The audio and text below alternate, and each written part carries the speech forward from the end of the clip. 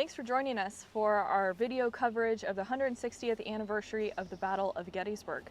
The video that we are working on to share with you right now is going to focus on the Wheatfield on Gettysburg battlefield. And this Wheatfield was owned by John Rose at the time of the battle in 1863. And it's going to see heavy fighting on July 2nd. So troops getting out into this area, there's not supposed to be soldiers out here. The Union lines are extending from Culp's Hill, East Cemetery Hill, along Cemetery Ridge, and are supposed to anchor toward what we now call Little Round Top. But Union Corps commander of the 3rd Corps of the Union's Army of the Potomac, his name is Dan Sickles, and Dan Sickles has better ideas, or so he thinks. So he asks permission, is denied permission, but decides to go ahead and do what he wants anyway. So he's going to move his corps from their position along Cemetery Ridge because he feels that's lower ground. He's going to move out to some high ground that he sees out in front of him, broken ground, kind of a no man's land area. And he's going to move his corps out and put them in this position. And this area is going to include places like the Peach Orchard, the Wheatfield, Devil's Den. Little Round Top will come into this, but Sickles has left Little Round Top undefended, which becomes a key part of that story. Well, the other generals on the Union line are horrified by what they see. Sickles' corps has moved out to where? And about the time they realize what's happening, the Confederates are going to launch their attack. So we have Confederate lines over on Seminary Ridge, which is running along parallel basically to the Union lines. They're going to start attacks, and Lee's plan is calling for his troops to hit the Union flank, but that flank is not where they think it's going to be because Sickles has moved that flank. So this is how we find the afternoon of July 2nd, 1863 starting to unfold. We've got a Union Corps where it's not supposed to be, and that's going to affect the Confederate attacks. That's going to affect how the Union responds to those attacks and the fierce fighting that happens in this area. So we are in the area known as the Wheatfield. You can see part of it back behind me. Off in this direction would be the Peach Orchard, beyond it, Seminary Ridge, the Confederate line. Over to the east, this direction over here, we're going to have Little Round Top, Wheatfield behind me, Cemetery Ridge, going to be further to the north and northeast. We're going to be taking a walk through some different stops, moving north in the Wheatfield area, and then we'll go back east toward Little Round Top. So thank you for watching, and we'll bring on Garry Adelman to fill in what I've missed. Thanks, Sarah. So here we are, the Wheatfield. We are not going to try to make you an expert on the Wheatfield during this video. You can't even be conversant on the Wheatfield in just 1 or 2 or 3 or 4 videos. Check out our previous coverage that I will wager is from Gettysburg 157, 158, and 159 before this one, where we've covered this action, and you still might be confused. You are going to have 2 Confederate divisions in this vicinity attacking from each of those divisions. That's Hood and McLaws. 3 brigades of the 4 from each are going to attack this position, and defending it is going to be something like 12 Union brigades, and they're all going to commingle. Those Union brigades are from 3 different corps. The Confederates are all in the same corps, but from 2 different divisions. It's confusing stuff, and you know, this is why we call it the whirlpool of battle. It has no strategic significance, but it's a staging point to get to Little Round Top. It's a place where the Confederates can advance and hold the Peach Orchard and maybe threaten to break Union lines behind me. So you have got all sorts of stuff going on here, and it's a place that was famous early on. It's one of the first places on the battlefield to be monumented. I would say the 4th, 5th, and maybe 6th monuments placed outside the National Cemetery. Maybe even 3rd, 4th, and 5th are probably placed here in the Wheatfield. So this is a place that people find trouble understanding, but we'll try to untangle a little bit through the words of the people who were here. And that's why we're going to pass it over to Kris White to set this up real quick. You know, the first attacks on the Wheatfield aren't on the Wheatfield themselves. It's actually concerned some Maine men at this stone wall over here facing to the south when the Confederates, this is Robertson's brigade and Benning's brigade, are going to be in these woods attacking toward Houck's Ridge and Devil's Den. And you've got some Union soldiers on this wall from Maine. Note that Sickles does not have enough men to man his whole line, so this is going to involve people from all sorts of different commands commingling. Take it away, Kris. Oh, thanks, Gary. You know, as Gary likes to say, the Wheatfield's my jam, and this is one of my favorite parts of any Civil War battlefield. And this really is interesting. It's like a magnet pulling in units over and over and over again. Some people might disagree, but the Wheatfield is one of those key points of the battlefield. As Gary pointed out, it was not tactically that important whenever it comes to the battle. It's not strategically important, but it keeps drawing troops in, so it makes itself important because at least elements of six of eight of Longstreet's brigades will touch this Wheatfield sector in some way. Elements of 4 Union Corps will come down here and engage in the Wheatfield. So this will keep drawing people in, and that's why it's called the Whirlpool of Death or a cauldron. Many different names will come from it. Now, the monument to the 17th Maine over here is one of my favorites on any of the battlefields. You see a soldier kneeling down behind about a 3-foot high nondescript wall, and that was so important. That wall was so important that they put it on their monument. That meant something to the men, and that wall itself is right here, right about where Gary is going back and forth behind us. He's always walking, folks, and that is where the 17th will sit up. We'll have skirmishers of the 3rd Michigan out in front. We'll have the 110th Pennsylvania down in here. We'll have Winslow's 6 Napoleons up behind us, firing over top of our heads and into these woods. And coming towards us into this sector will be George Anderson's Georgia Brigade. Anderson's men, as they come down into here, will actually descend a hill that you can't see. Confederates didn't know it was there. The Federals really didn't know it was there. It's like a wall almost to come down. They'll hit Rose Run, and at about that point, they will start to receive fire from the 17th Maine Infantry. And one of the men who was down here was John Haley of the 17th Maine. He has fantastic accounts, and I'll read you a few of them.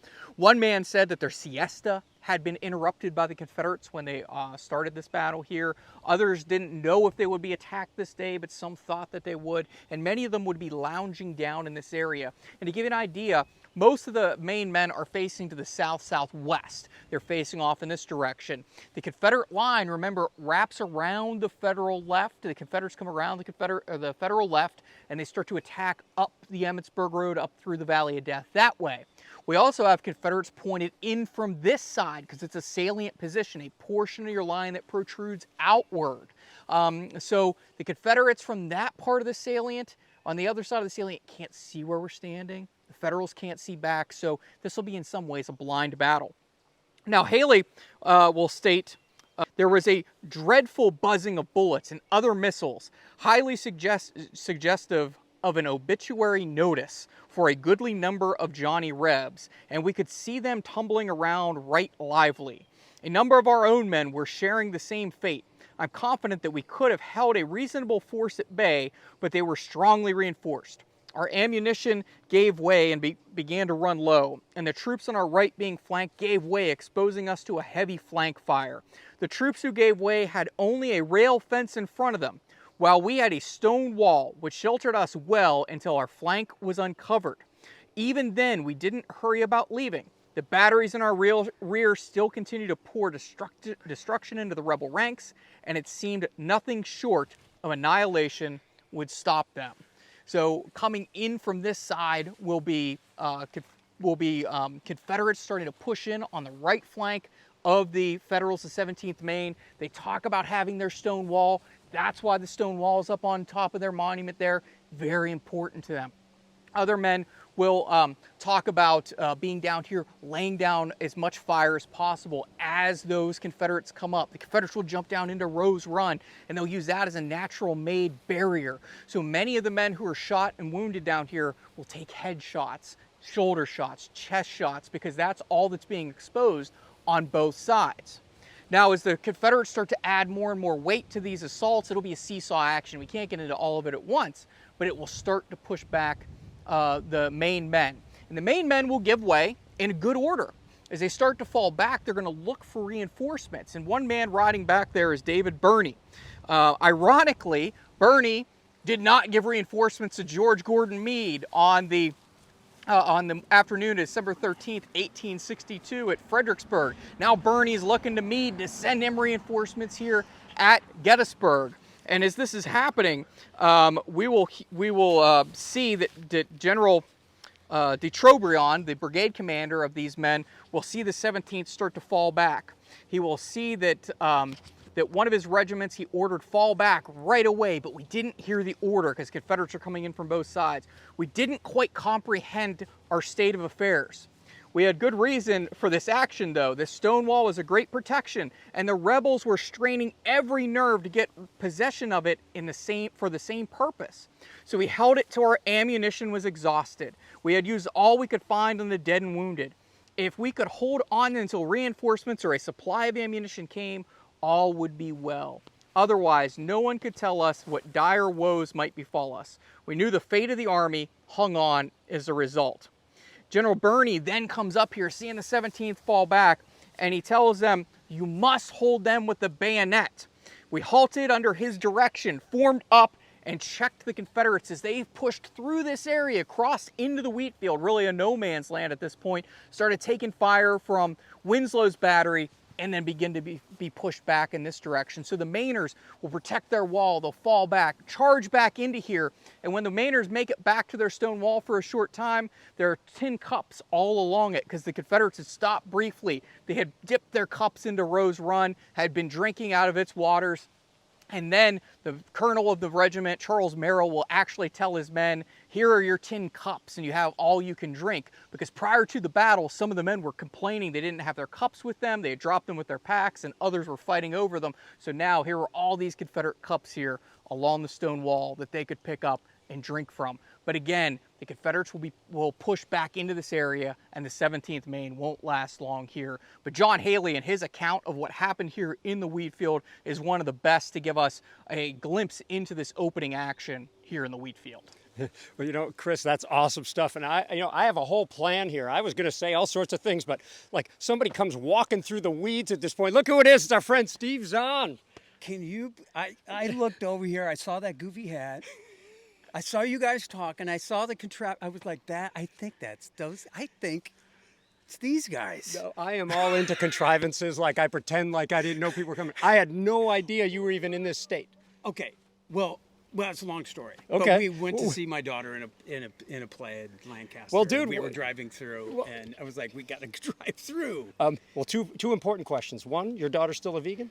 Yes. All right, good. And more importantly, perhaps, been to the Wheatfield before, Steve? Oh, of course, many times. And now I have a car full of family members going, what? Oh, they're over there. You mean the fam is here? Yes, in the gray car. They were like, go over there, just walk over there. I was like, I don't know how to get through the one way. How do you have to drive 5 miles to get one way. So, dude, you know what? You doing this, you know what that is?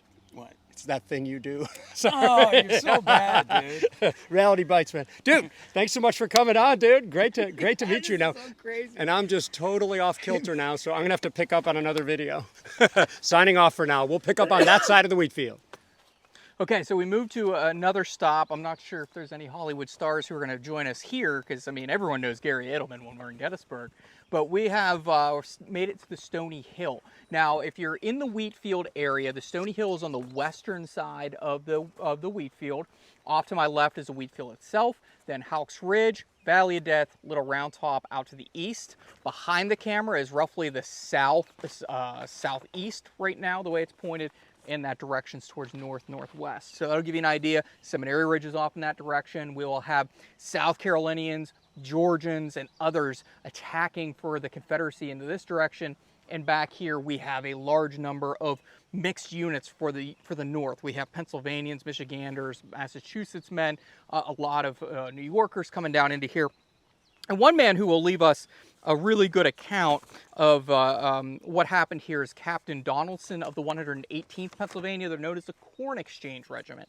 Their monument is just over in that area, one of them. Yes. There's a second monument along the Wheatfield Road. My favorite monument of theirs is on Big Round Top, on the way up to Big Round Top. So you could follow the 118th around the Gettysburg battlefield. You can do the same thing with the 27th Connecticut. You can follow them right through the Wheatfield and up onto the Rose Farm itself.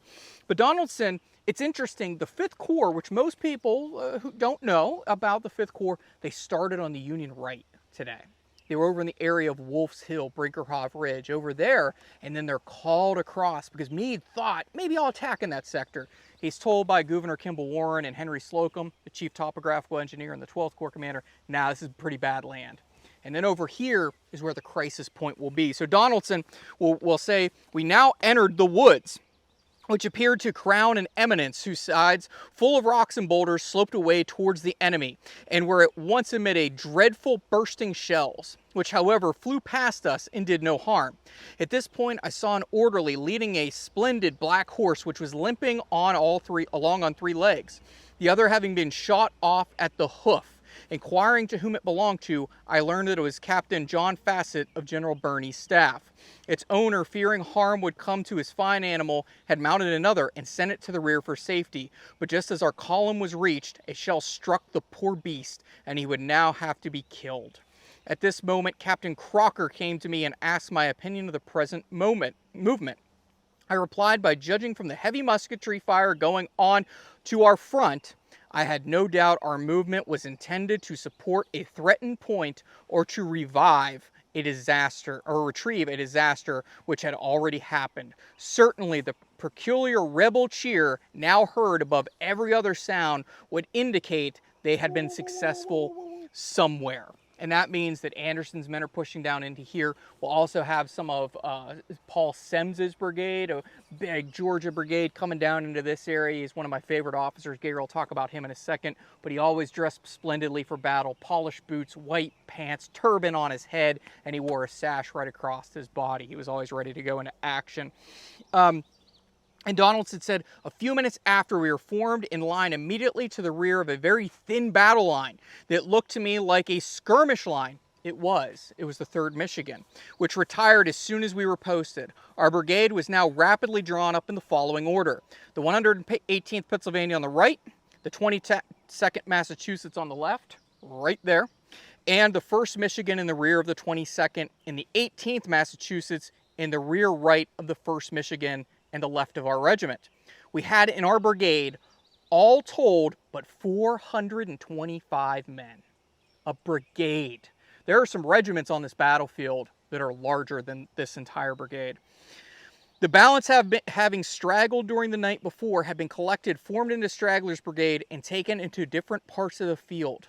The reason the 1st Michigan and 18 Mass were not in line was because the 2nd Brigade crowded onto us to such an extent there was no room for them. So we have Yankees filling this hill. Some are pointed off in that direction, this direction, that direction, because if you can hear what Donaldson's saying and read between the lines, they don't know where the enemy's coming from. They can't even see the enemy half the time. And now they're trying to react to it. Eventually this division, commanded by a 61-year-old James Barnes, one of the oldest generals here at Gettysburg, will pull off of this hill, really with little fighting initially. The 32nd Massachusetts Colonel, I think it's George Prevost, is gonna scream, I don't go, I won't go, I don't wanna go. He'll even write about it in his report, how they had given up this position so easily, he thought, as did some others. But this whole division will come back on the field later. Not the whole division, 2/3 of it. The other third is fighting on top of Little Round Top, and that is Strong Vincent's brigade fighting there to hold Little Round Top. But there are fantastic accounts, talking about the charges back and forth, the sound of the bullets zipping past, the exploding of the shells. They could hear canister being called for loudly by the gunners as they walk past Winslow's battery or march past them. They will actually march through another division to get off here, commanded by John Caldwell, a Maine native. And as they went past them, he will tell them that the guns behind them were blazing like Vesuvius, and would tell them to give them hell, boys, as they went into action. So this is one of the longer descriptions that I have from down here, and I'm not going to read the whole thing, but up in here it's confusion, and that is something that you have to understand when we start to read eyewitness accounts. Soldiers see about this much of the battlefield. Even their commanders maybe see about that much.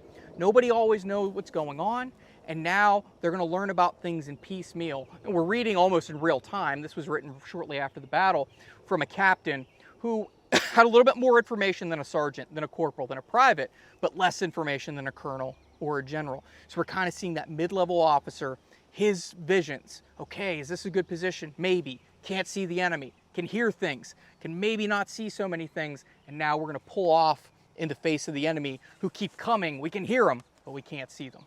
So that's great, Kris. First of all, two things. One, Joseph B. Kershaw is the first one to use a name for this hill, and it's super original. Kris noted that this hill is filled with woods, and it's also filled with boulders and rocks. So what's the name of this hill? Quiz number 1. Whew, I think it's Stony Hill. Oh, what do you know? Just like Rock Creek. I wonder why it's called that exactly. It's like the Baltimore Pike. Wonder where it goes. The second one, yeah. People get that wrong when I ask them on tour sometimes. Also, you already described that Tilton's brigade, as part of a general movement, is going to move back toward what we call the Trosel's Woods between here and the Trosel farm, okay? Now, people like me who I've never been a reenactor, and I understand some of the basic movements, but I'd like to put you on the spot here, Kris, because Colonel Sherwin of the 22nd Mass ordered simply, change front to the rear by the right flank. Now, what does that mean? So what he's going to do, I mean, he's actually conflating two commands, but what he is going to say is he wants to pull the men off to change front to the rear. So what he means is later on in the battle, the Confederates will actually come in behind one of these brigades, and they have to go meet the enemy. So what will happen is they're going to change their frontage, and to do so, they're going to do it on the right. I think one of them also says change front to the rear on 10th Company. Yes, that's the other one. So what they will do is they will say change front to the rear on 10th Company. Now, we know companies A, B, C, D, all the way through K is normally how we identify a unit. But on the battlefield in the manual, they numbered the companies. Because they're not always in the alphabetical order in battle. Exactly. So they change up from time to time. So the 10th Company, in one of the cases, would be the left flank company. So what they would do was tell them change front to the rear, and they will tell everyone to about face, and they will say left wheel march. And what will happen is that the 10th Company will just about face, and they will do a little wheel. They'll halt, and they'll about face. And now they've changed their front. The rest of the battalion will, in line, have to go farther and farther on this right wheel. So they'll do a left half wheel, and then all of a sudden they will do what's called a left turn, and they will do basically a quick jog, come up onto their battle line. Their sergeants and their lieutenants will stop them, they'll halt, and they will about face. So the idea is I've faced from here. Now I got someone in a different position. I'm going to about face, run over here, reface, and now I'm protecting this flank or another. Now let me just say, if you're confused, imagine that on a battlefield while you're in mortal danger and you're trying to understand that. The only way this will work is through hard and constant drill so that people know how to do these things, let alone hearing the commands is hard enough as it is. So thank you, by the way, for that, Kris. Yeah, I mean, you can simplify it. About face, little turn, about face. Everyone else runs up on you. And remember, you also got two ranks. You've got your officers sometimes in the rear. It makes it extraordinarily complex to just turn around, put your back to the enemy, and go the other way. So it's not always that simple as you would think. Now, Kris had mentioned, Semmes's brigade. Let me note, by the way, the preponderance of Georgians in the backup. I gotta make a little change there. So of these, Confederates who are attacking the Wheatfield, note that they often have a strong brigade of Georgians in the rear. Law has Benning behind him. He'll end up here. And Robertson has Anderson behind him. And then the reserve brigade, behind Kershaw is Semmes's brigade, and behind Barksdale is Wofford. So we have all these Georgia brigades. 4 of the 6 brigades really coming into fight here for the Confederates are all Georgians in reserve who come and make a real difference here.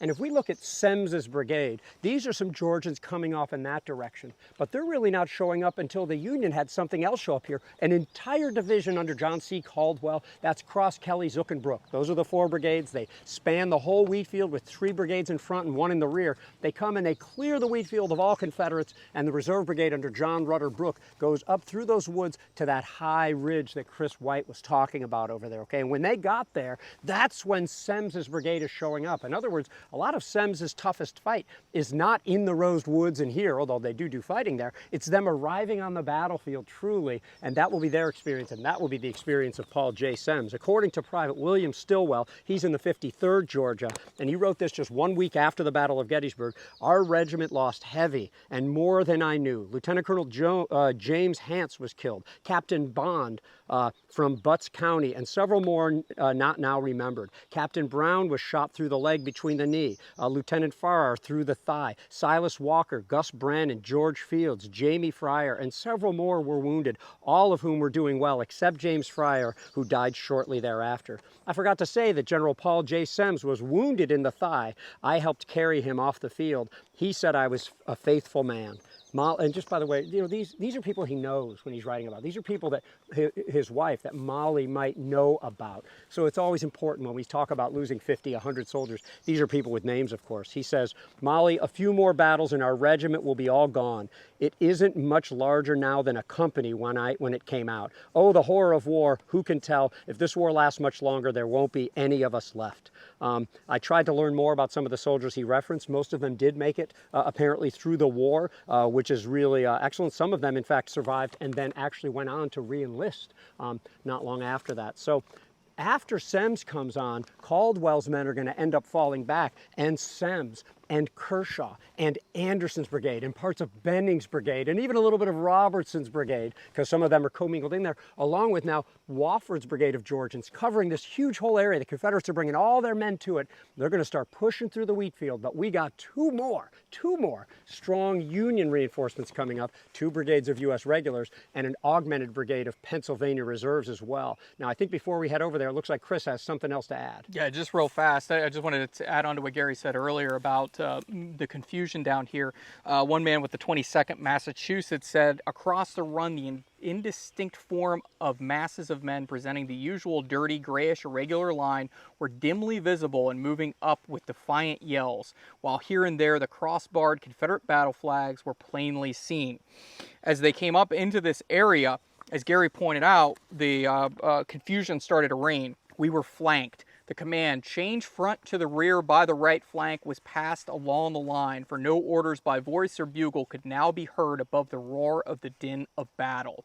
And what they'll essentially do is go make a right flank, or make a right turn, go into a column, and then turn in a big snake in one direction. That's the idea. So we'll go from a battle line into a column of 4s and go in a different direction. That's the idea. But the man said, we knew what it meant. It was not executed tactically, nor can such an order be under conditions of battle, for the tactical units being continually destroyed by the file closers and guides being killed or wounded. It is impossible to restore such units under such fire. The command about face was given, and our veterans, without further orders, proceeded to execute this most difficult tactical maneuver in the face of the most terrific fire, while passing out of the Rose Woods and into the Wheatfield. We moved through a division of the 2nd Corps Caldwell's, which had been sent up to plug the gap. And according to one of the last orders of Samuel Kosciuszko Zook, he is going to tell them to lay down and march his brigade right over them as they come up here to assume their position on Stony Hill. Shortly thereafter, Zook was mortally wounded and will die the next day. One of the many commanders killed or wounded here in and around the Wheatfield. Well, let me call an audible, Sarah. Come on and follow us. We'll snake around like the Union column that Kris was just talking about and show you some of the ground that Kris was talking about as we clear these woods. You can look to your left and maybe see some of the 1st Michigan monument off to the left. We'll turn right up here and walk along what we call the loop, and you'll be able to see some of the additional Union monuments. The reason I wanted to keep this rolling was to talk about, where are these eyewitness accounts coming from? We get a lot of them from the official records. I'm very thankful to our good friend Carol Reardon for providing so many great accounts in her and Tom Vossler's Gettysburg Field Guide. There are great accounts in Pennsylvania Gettysburg, monument dedications, newspapers, regimental histories. Kris, what do you got to add to that? Yeah, I would add one of the things that really sticks out to the Federals up here is the fact that this land is fought over so much that many of the soldiers will be left out here for a few days, including one of my relatives who fought just behind me. He was mortally wounded here at Gettysburg, and he wasn't recovered until probably July 4th. And I read account after account of soldiers, especially officers, talking about the despair that they had, not only that they lost their friends, but they also lost the possessions of what these men had on them. They couldn't send boxes home sometimes to the families, the next of kin, and that really stuck with many of them. a doctor in the 93rd Pennsylvania wrote to a member of the 140th Pennsylvania and said, boy, I really wish I could have saved more from Captain David Atchison, Company C of the 140th Pennsylvania, but it was too much, and I was also dealing with the death of a close friend. But ironically, as the Confederates and Union do the same thing, take trophies of war as they were from this battlefield, the sword belt of the colonel of the 140th Pennsylvania was taken from his dead body here at Gettysburg on July 2nd. In May of 1864, there was a Confederate captured by a member of the 149th Pennsylvania, the Bucktails, the bogus Bucktails as some of them call them, and the sword and sword belt of Colonel Roberts was taken off of one of the officers, the Confederate officers who was captured there, and returned back to his orphan daughter. And that was one of the proudest moments of that unit, that they were able to get that sword and sword belt back for that young girl who lost her mother before the war and her father during the war. So the talk of heartbreak up here, it's just astounding. And we'll have a few more accounts that'll talk about just that. Yeah, let's just end on this view of the Irish Brigade Monument with the Celtic Cross and the Irish Wolfhound, of course the smallest overall brigade on either side at Gettysburg.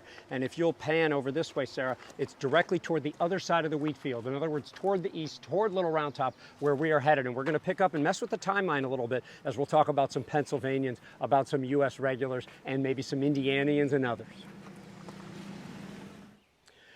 Now we've moved across the Wheatfield. We're in Rose Woods. We're along the Union line, specifically along Ward's Brigade line. And I wanted to start here because on this rock, sometime after the battle, veterans of the 20th Indiana who were positioned here came in and painted on this rock. Colonel Wheeler fell here, July 2nd, 1863. We'll show you the picture here. Now come on out here, Sarah, because we want to get a view here. Off to my right is the line of the Confederate attack. Devil's Den is behind the camera. The Wheatfield proper is over my left shoulder, okay? This is the first phase of the battle for the Wheatfield. In other words, Ward's brigade is like this, facing behind me, but like this, stretching from right about here near the Wheatfield to Devil's Den. You've got Indiana, Pennsylvania, New York, and Maine soldiers manning that line, okay? Eventually the Pennsylvanians leave, the Indianians are on the right, and I'll pick up with the account of a guy named Erasmus Gilbreth. Gilbreth is the adjutant of the 20th Indiana, the largest regiment on the Union side to fight at Devil's Den, more than 400 soldiers here. And the Confederates, namely the 3rd Arkansas, are coming right toward us. And as John Wheeler is riding behind his line, writes Gilbreth, he is shot through the temple and he falls dead immediately from his horse. Now after that initial painting on the rock was done, the monument was put up in the late 1880s, and it says on there, Colonel John Wheeler fell nearby, the highest ranking man from the highest ranking Hoosier to fall at the Battle of Gettysburg, okay? Now, as Wheeler falls, a guy named Lieutenant Colonel Taylor takes over. And by the way, as the Confederate colonel over there, Van Manning, falls desperately wounded, his replacement is also a lieutenant colonel named Taylor. But this Taylor doesn't last long. He is going to be shot. And at that point, the command is going to devolve upon Erasmus Gilbreth. Gilbreth right away tries to take charge of the situation. He's looking along his line. He sees his men are running out of ammunition, and he goes and tries to send for more. Before long, a staff officer, Lieutenant Raphael, comes up to deliver the bad news to Gilbreth, somewhere right around here, that there's no more ammunition to be had. Right after he delivers that order to Gilbreth, Raphael is shot and falls dead into Gilbreth's arms. And this is all in a matter of minutes, and this is just one regiment of so many here. And there's going to be a lot of other things happening at this point. Note, the Indianians hold for a while, but ultimately here come Anderson's Georgians, namely the 59th Georgia, come crashing through those woods, and they drive back the elements of Ward's brigade in this area, namely the 20th Indiana. Supposedly there's an account, a descendant told me, that some of the men of the 59th Georgia are slapping their legs, laughing in their success to drive the Union back. But it's not going to last long, for as the Union falls back, here comes the next division. Remember I said Cross, Kelly, Zook, and Brook? Well, Cross's brigade is right here. And here's where we'll pick up that story with Kris White, because they're coming in right here. So Colonel Edward Cross is one of my favorite people to talk about in the entire war. Cross is not a military man himself. He was actually from New Hampshire. He goes on to become a newspaper editor from out west. He fights duels. He's a hard, tough-nosed SOB. He'll come off to war and head of the 5th New Hampshire as one of the most unique regimental monuments here at Gettysburg. He fought at Antietam and told his men if anybody would run from the line, he would have them shot by the file closers.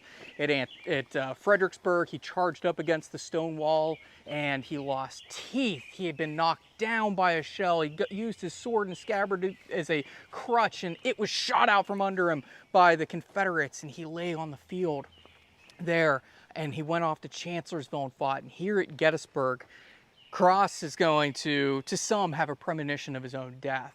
Prior to the battle here in the Wheatfield on July 2nd, he had a ritual where he would wear a red bandana into action. And he had one of his aides come over to him and wrap a black bandana around his head. And twice, it wasn't tight enough. He was told to tighten it, tighten it. And there are two different descriptions of what he says about his potential death. He will tell one of his aides, "Goodbye. It will be an awful day. Take care of yourself. I must go into the fight, but I fear that I shall be killed." Now, there's a few other comments that come out. One will say that he remembered that he said, "General, I will never live to obtain a general star." He will tell this to General Hancock, who rode up to him and said, "Ah, star today, a promotion for Colonel Kris." And Kris allegedly says, that no, there won't be a promotion for me today. Now, some people, if you read between the lines, Kris never thought he was going to get promoted to general. So that was part of it. But there's another quote that comes out.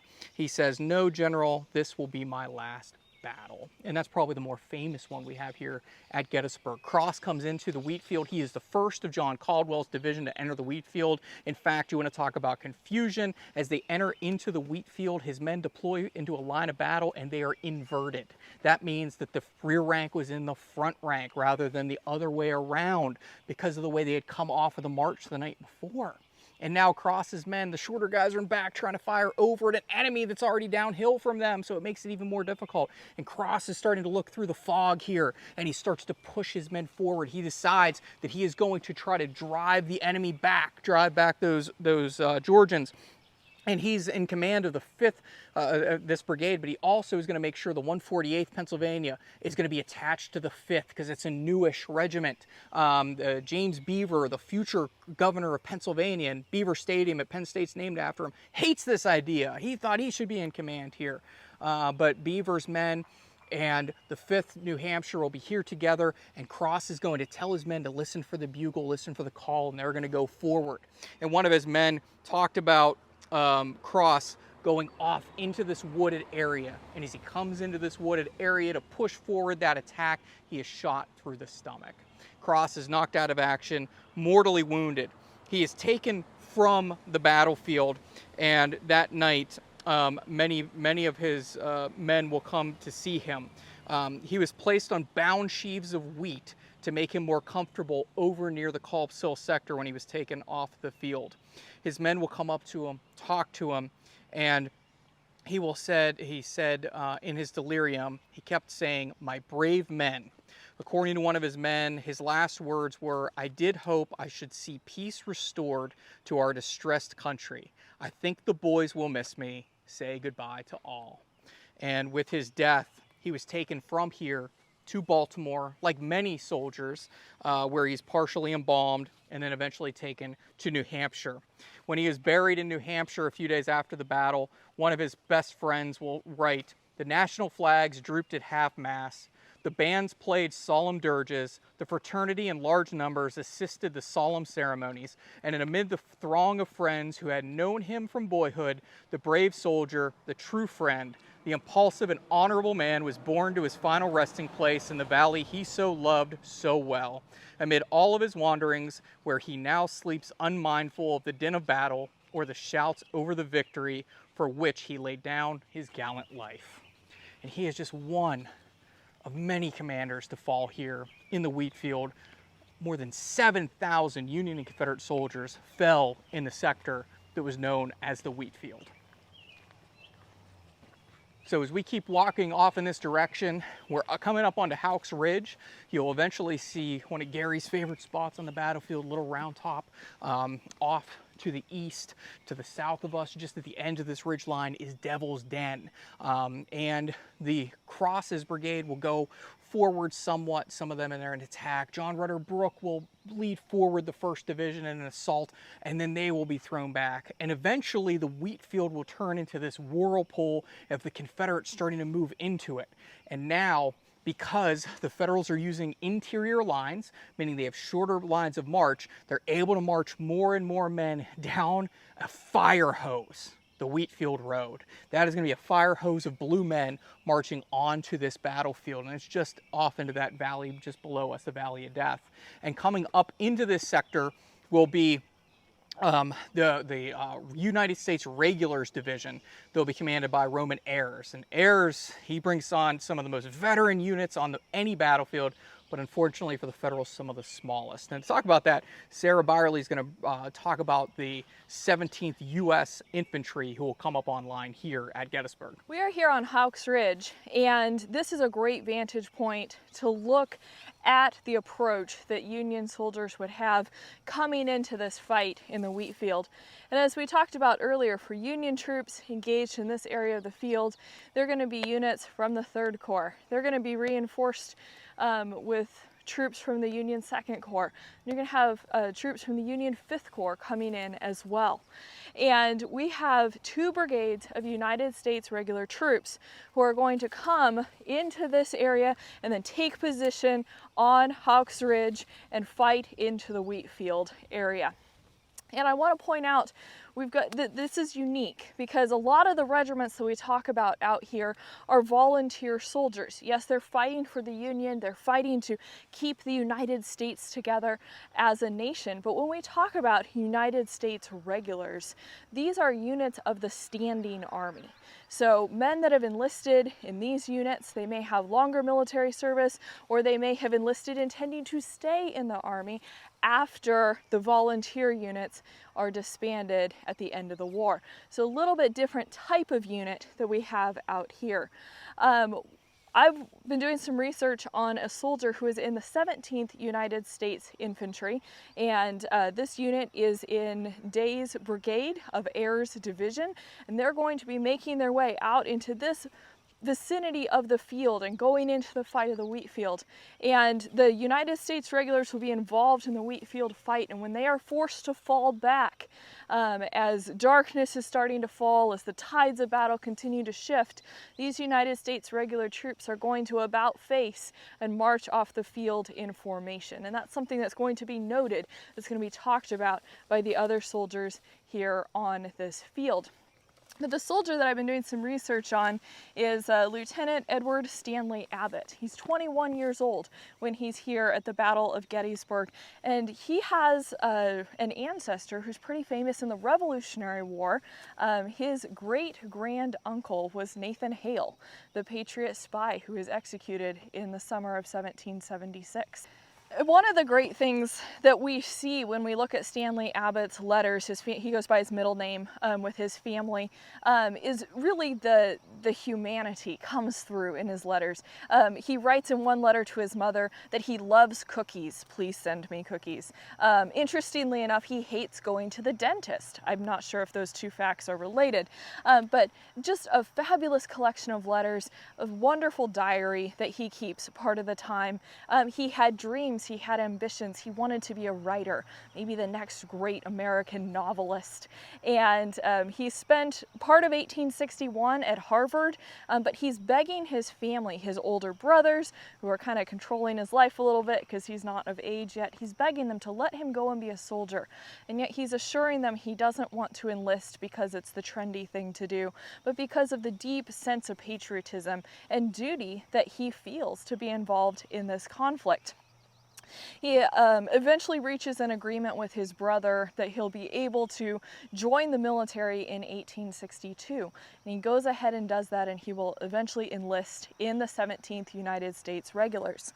His first combat will be at the Battle of Chancellorsville, and as he goes through the experience of becoming a soldier in his first combat, we really see almost a coming of age in his letters, in his diary. He writes just prior to the Battle of Chancellorsville, "The campaign must soon open, and the time approaches when I shall be able to know of what stuff I am made. At present I am in a curious state of doubt whether I am a hero or a coward." And the Battle of Chancellorsville proves to him that he's not a coward, but he is indeed a soldier. He writes shortly after the Battle of Chancellorsville in May 1863 to his older brother, "My late experiences have convinced me that I can make a good officer, and when one feels that he means and is able to do his duty, I question if it is in the power of ordinary circumstances to make him unhappy." So he's settled into this soldier life. He's intending to make a career in the United States military. He plans to fight through the Civil War. Then he hopes to be assigned to fort duty somewhere quiet where he can serve but have time to write. These are the ideas of a 21-year-old. As he is heading into the Pennsylvania campaign. Well, late in the afternoon into the early evening of July 2nd, 1863, the regulars are going to be sent into this area, as we've previously mentioned, heading into the Wheatfield. And it's described that as the 17th United States regulars are charging across a marshy area, probably right out in the direction where the camera is showing you right now, they're charging across a marsh and up a little slope, it says. And it's about that time that Lieutenant Abbott is wounded. He's hit in the right chest with a mini ball, and it's later recorded that the shoulder strap of the light blouse or officer's blouse that he wore had worked forward, and the ball, just stripping off some of its gold lace, passed through the right lung and lodged near the spine. He fell senseless to the ground and for some hours was unconscious. Stanley Abbott is going to be moved from the battlefield after a few hours. He'll be taken to a field hospital. Other wounded from his unit are there with him as well. The 17th United States Regulars are going to lose 14 of their 19 officers here in the fighting on the edge of the Wheatfield. And word is going to be sent to Abbott's family in Massachusetts that he's been injured. Stanley will actually dictate one of the telegrams that's sent to his brother, letting him know, "I am at a Corps hospital near Gettysburg, but I expect to be in Baltimore in a few days." So Abbott is hopeful. He thinks he might survive, but that won't be the case. On July 8th, Lieutenant Edward Stanley Abbott will die of his injuries. He'll later be promoted to brevet captain, an honorary rank after his death. He's buried initially near the field hospital, but one of his older brothers comes and finds his body, and with the help of 2 soldiers from the 17th Regulars, they exhume his remains and take him back to bury him in the family plots. And we look at this and we see the loss of life, the tragedy that happens here, a life cut short, a young man who wanted to be a writer, who had dreams for his future. And that's going to end because of what happens here in the fighting involved around the Wheatfield. Abbott wrote a lot. He wanting to be a writer. He had lots of scribblings, as we writers sometimes call them, and those came into possession of his family and his brothers. And in one scrap that Stanley had been writing, he gave these reflections. "Well, who would not run the risk of hell for a simple chance of heaven? Everyone but a craven or coward. Down with mediocrity and its lauditors. It is better to live a day than to vegetate a century. Enthusiasm, ambition, conflict, and victory, these make life. All the rest are but the wearisome ceremonies of a soul's funeral." What happens to Stanley Abbott here at Gettysburg is that enthusiasm, that ambition, that conflict, and he is part of a Union victory here at Gettysburg, adding perhaps deeper meaning to these words that he penned during his lifetime. And I think one of the most poignant quotes about the United States Regulars here at Gettysburg was penned probably near where we're standing, and it was, "For 2 years, the U.S. Regulars taught us how to be soldiers, and at the Wheatfield at Gettysburg, they taught us how to die like soldiers." And it says it all. Within 20 to 30 minutes of fighting, more than 1,000 of their numbers were killed, wounded, or missing here in the Wheatfield at Gettysburg. I have a tie to the U.S. Regulars, not to any of them that fought here in July of 1863, but one of my ancestors was a cotton baler from the 7th U.S. Infantry during the First World War who trained here at Gettysburg. The 7th U.S. fought right over top of this land He went off from training here at the camp of the United States Soldiers at Gettysburg to serve in the 3rd Division, the Rock of the Marne Division. He was there on the Marne when they earned their nickname, their nom de guerre, and he was wounded, and our family didn't know about it until December. He was wounded in July, on July 22nd specifically. We didn't find out about it, or at least my family didn't at the time, till December of 1918. You know, I'm a military historian. All of us here are military historians, and I will say that war is the stupidest thing that humankind can do. It is really the dumbest thing that it comes to this. And that's not to disparage any of the men who fought here. It's sad that it came to this, that these men had to leave their homes to come here in this nondescript field to fight, struggle with people who many of them were just once their countrymen, and now they just didn't see eye to eye about certain items within this nation. And that happens in most wars. Men are called off to fight, men and women around the world, for sometimes adventure, sometimes for ideals, and sometimes because they have to. But it has a long impact, and it has a long stretch of an arm of what happens here in Gettysburg, and it'll reach out across the United States. One soldier, and I'll just close with these two quotes. One soldier described what happened here in the post-war years. This was written after the war, and he was standing over in the Wheatfield when he said, "Pandemonium now reigned. There was a horrible din, and for a few moments the uproar and confusion were appalling. The scene beggars description. The hand palsies, the tongue grows silent as we attempt to portray the awful tragedy of this hour. All was confusion, noise, flashes, smoke, and deafening explosions. Cheers, yells, shrieks, and groans. One incessant flash and roar of artillery. 2 batteries were within 50 yards of us. One ceaseless rolling, crackling of musketry. The solid ringing cheers of the men in blue. The peculiar high-pitched and unpleasant yells of the men in gray rose above the din. Generals and colonels and orderlies and aides galloped through the smoke. The hoarse and indistinguishable order of commanding officers and screaming and bursting of shells, canister and shrapnel with their swishing sound as they tore through the struggling masses of humanity, the death screams of wounded animals, the groans of their human companions, wounded and dying and trampled under the foot by hurrying batteries, riderless horses, and moving lines of battle, all combined in indescribable roar of discordant elements. In fact, a perfect hell on earth, never perhaps to be equaled, certainly not to be surpassed, nor ever to be forgotten in a man's lifetime. It has never been effaced from my memory, day or night, for 50 years. It was grim visage of war, with all its unalterable horror, implacable, unyielding, full of sorrow, heartbreaks, untold sufferings, wretched longings, doubts, and fears." And this is one soldier who was here. To tell you about the story of one town very quickly, and one man who lost a son here.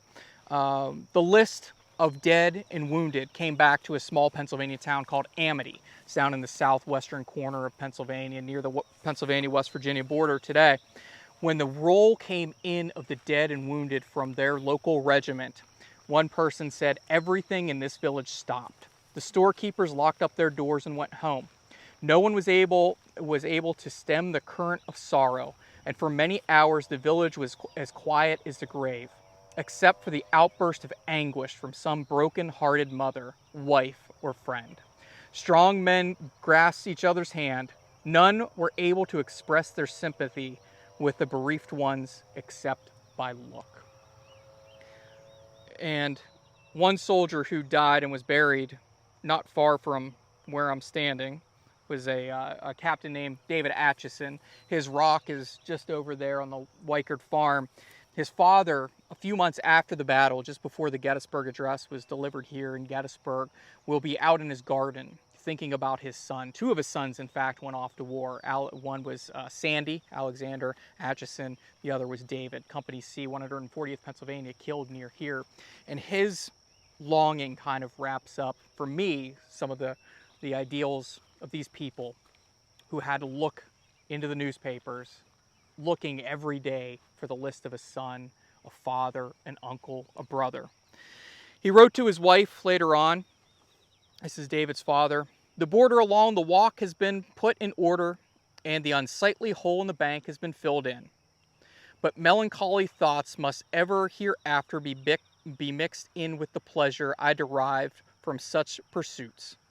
I can look nowhere about the grounds without being reminded of the son whose tastes ran in the same channel, and whom I finally hoped, if God spared my life to old age, would take charge of the garden and grounds and make them a source of profit and pleasure to us.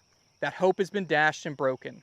We have our other children to whom we may look for solace and comfort in the future, but there was an individuality about the one who has gone that will not be reproduced in any of those who remain.